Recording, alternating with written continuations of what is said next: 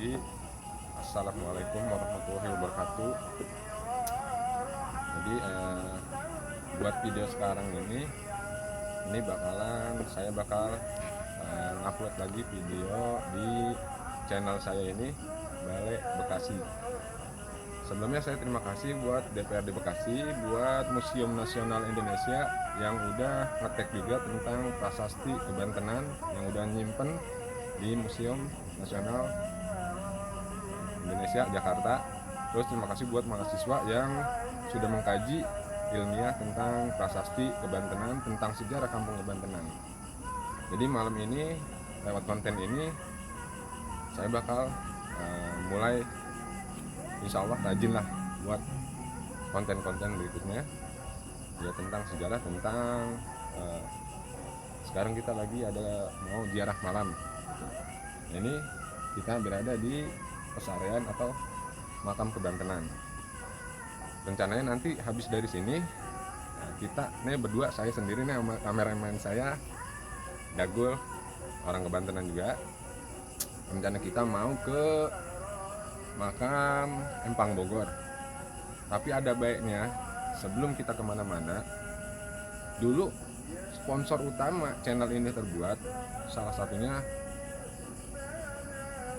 almarhum orang tua saya, ibu saya, yang pada tahun 2003 dipanggil oleh Allah dan sekarang sudah berada di makam pesarian ini. Dulu waktu tahun 2003 itu saya bikin konten, itu ada suara almarhum ikut mengisi, ikut andil, dan dia yang ngedorong, udah kembangin tuh. Jadi sebelum kita mau ke keramat mana yang lain, ada baiknya kita ke keramat kita dulu, ke leluhur kita dulu, tongkong kita. Terlebih keramat paling utama ya orang tua. Apa sih manfaatnya ziarah? Saya nggak bicara ziarah malam, ziarah itu kan boleh siang, boleh sore. Ziarah kubur itu agar kita selalu apa? Ingat akan kematian. Karena muslim yang beruntung itu, yang terbaik itu akan selalu ingat kematian. Itu yang paling penting. Yuk kita langsung nanti kita ngobrol santai. Nanti saya mau sowan dulu ke orang tua, bokap, engkong semua di sini sama kita. Yuk.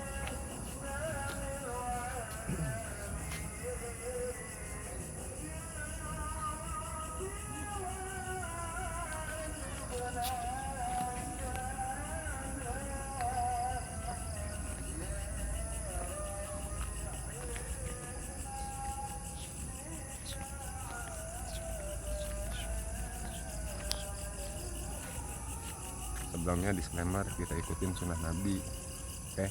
Yang namanya ke makam nanti kita buka alas kaki di sana, kan lebih baik tuh alas kaki dibuka. Nanti kalau kita buka alas kaki, kan nyeker bahasa Bekasi.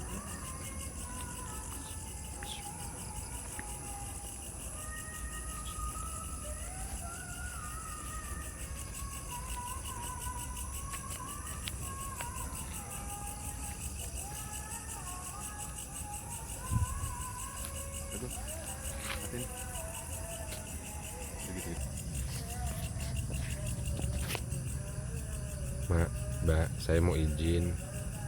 Dari sini saya mau ke Engkong. Habis dari Engkong Ngaji Kalam, saya izin saya mau ke Empang Bogor, mau ziarah, doain berkahin dah.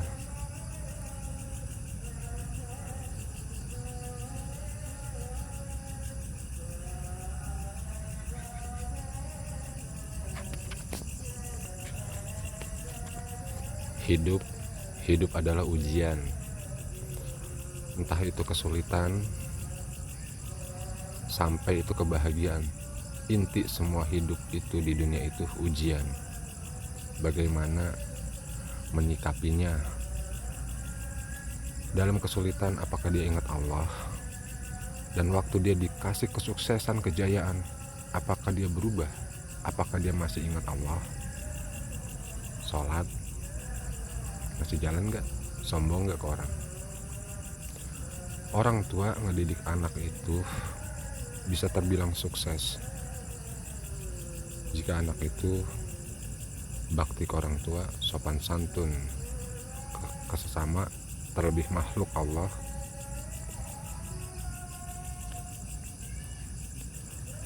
dan waktu orang tua itu nggak ada, pinta orang tua itu ya dia sebagai aset, selalu mendoakan orang tuanya.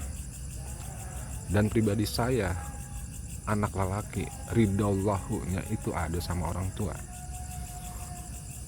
Karena lelaki itu kerjaannya cuma tanggung jawab. Di dunia, waktu belum berkeluarga, dia kudu tanggung jawab, membawa dirinya itu ke pergaulan mana. Waktu punya keluarga, dia bertanggung jawab, ngasih makan, ngasih pendidikan, ngasih kenyamanan.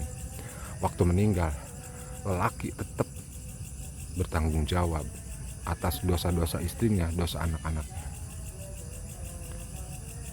Hidup terlalu nyaman, terlalu nikmat kalau begitu-gitu aja. Kalau saya ditanya kenapa saya tempat angker, begitu apa-apa saya sampaikan, insya Allah satu yang saya pegang, orang tua saya, emak saya sudah ridho, dan saya yakin ridallahu fi ridho walidain, ridho saya bagaimana orang tua saya, dan saya yakin orang tua saya meridhoi saya, maka Allah pun insya Allah ridho dan berkah. Kenapa? Karena hidup itu hanya menguber ridho. Kenapa bisa dibilang begini? Dia banyak ilmunya, dia ahli hadis, dia ahli Al-Quran, tapi gak dapat ridho dari Allah, percuma, neraka. Iblis itu ahli ibadah, taat sebelum dapat perintah untuk sujud ke Nabi Adam. Ditanya apa dia tahu Al-Quran, oh ahlinya, hadis ahlinya. Ibadahnya berapa ribu tahun, hilang sekejap mata hanya karena apa? Kesombongan. Jadi buat di dunia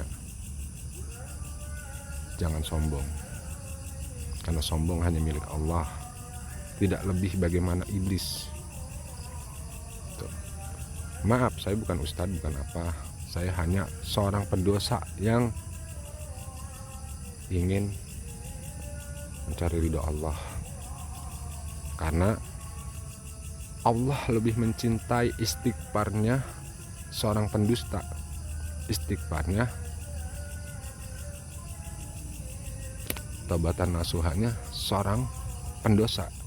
Walau itu dilakukan berkali-kali, dia berbuat dosa, dia istighfar, dia sholat taubat, dia bertaubat, Allah lebih cinta, Allah lebih suka ketimbang ulama besar atau wali tapi di dirinya ada apa? Sifat sombong. Allah tidak suka itu. Dan Allah selalu melihat di akhir, bukan di awal. Walau hidupnya masih muda, bagaimana buruk, tapi di akhirnya dia bagus. Itu yang kita cari di akhir ceritanya.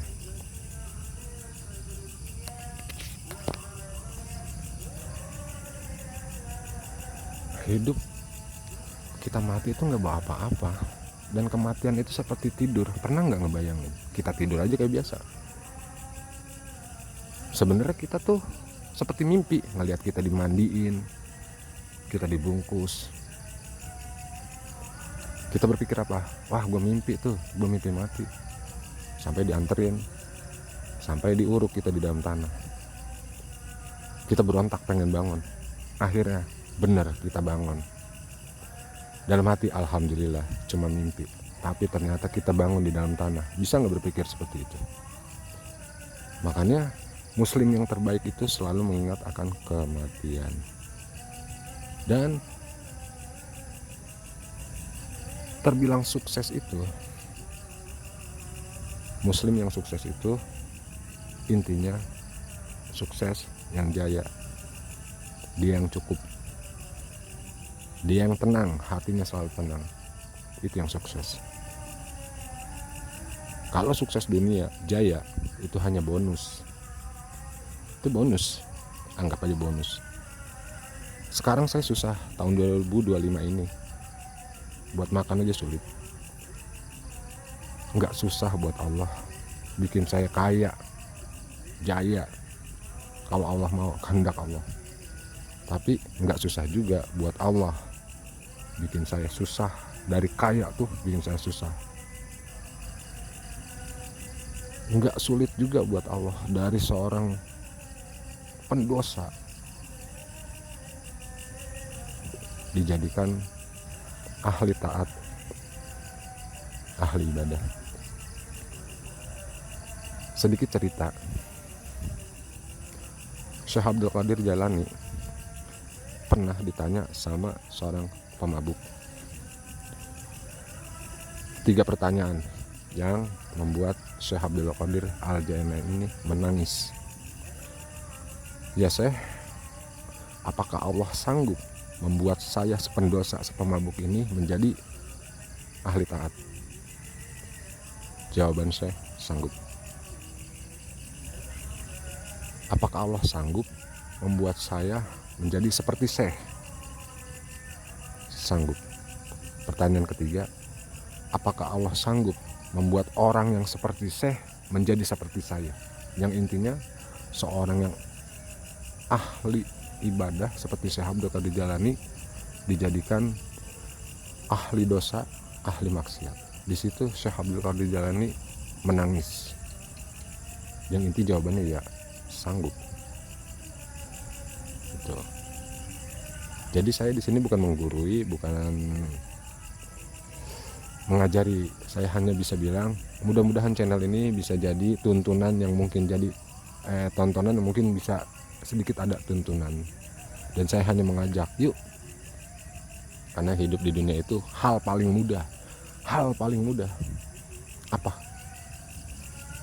Paling mudah meninggalkan sholat, itu paling mudah. Oke, setelah ini kita mau nyusul teman saya, dia udah jalan duluan, dia mungkin ke sana. Nanti tahu malam kita mau berangkat ke Empang Bogor. Oke. Mbak, saya berangkat ya. Assalamualaikum. Mak, saya berangkat ya, Mak. Assalamualaikum, Kong.